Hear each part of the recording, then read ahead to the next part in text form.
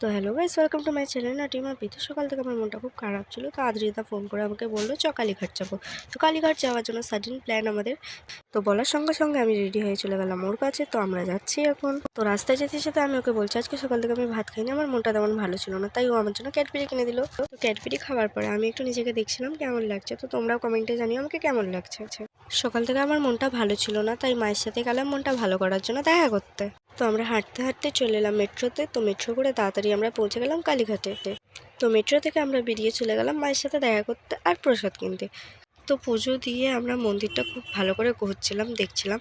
আর মায়ের সাথে দেখা করে আমার মনটা খুব হালকা হলো। আমি কিন্তু মায়ের সাথে মনে মনে কথা বলি। তো আমার মতন কে কে মায়ের সাথে মনে মনে কথা বলো তারা কিন্তু কমেন্টে জানিও। তো এখানে আদ্রিদার মুখটা দেখে আমার হাসি পাচ্ছিল। তো ও ব্যাগ থেকে প্রসাদটা বের করে দেখালো। তারপরে আমরা চলে গেলাম বাকি মন্দিরগুলো দেখতে। মন্দিরগুলো দেখলাম, ঘুরলাম, খুব মজা করলাম।